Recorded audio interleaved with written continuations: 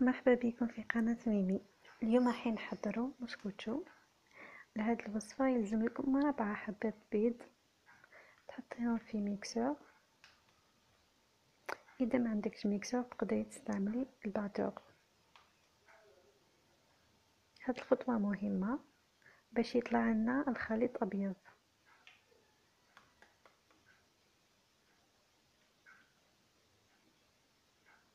وباش نساعدوا الخليط ديالنا باش يطلع، نضيفوا له قرصة صغيرة تاع الملح.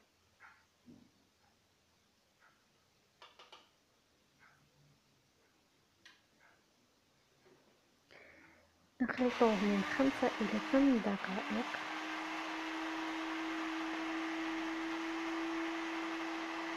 من بعد راح نضيفوا له كاس تاع سكر عادي.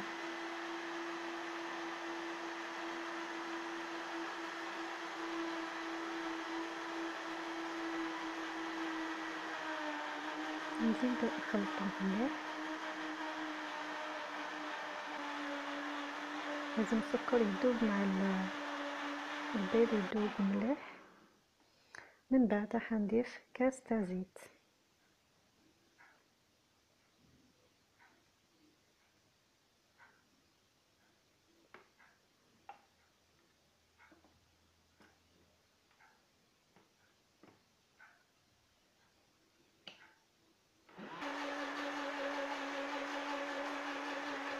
كاس تاع حليب.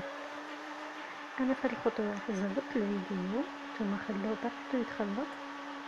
نضيفوا له بودره الحليب ملعقه.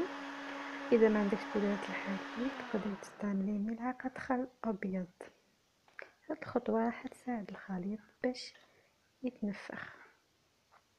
بعد ما تخلط لنا كلش كما راكم تشوفوا هنا الخليط ديالنا رجع اللون ديالو ابيض. حطيناه في البول هكذا باش نقدروا نضيفوا الفرينه.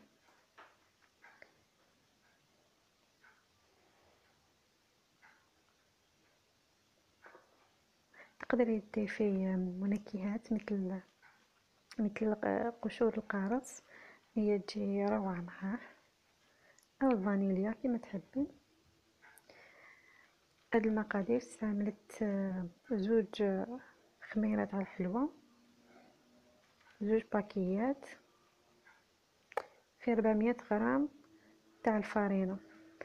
الخميره الكيميائيه دائما ضيفيها مع الفرينه، لانه اذا ضفتيها مع السوائل راح يروح المفعول ديالها.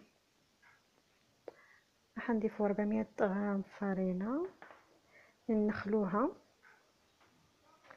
باش يجينا الخليط خفيف.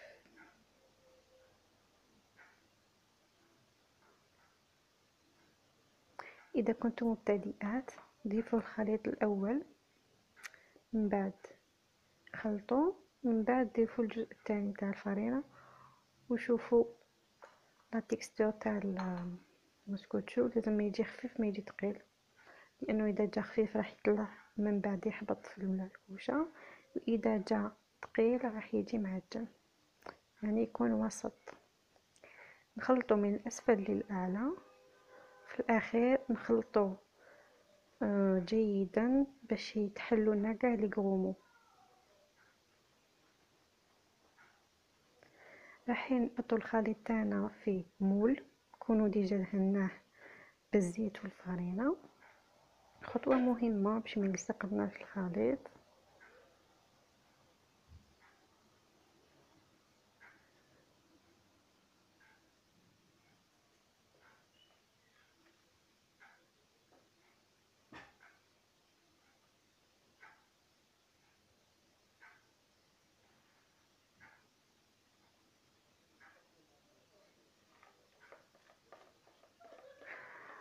ومن بعد راح نديروه في الفرن درجة حرارة 45 دقيقة، درجة حرارة متوسطة لمدة 45 دقيقة.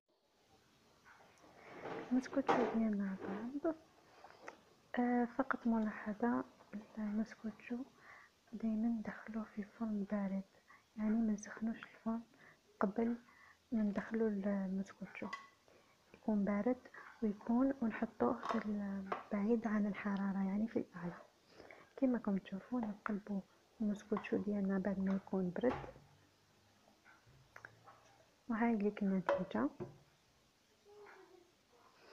ان شاء الله طريقتي تكون عجبتكم، ان شاء الله تجربوها وابوني باش يلحقكم كل جديد. وسلام.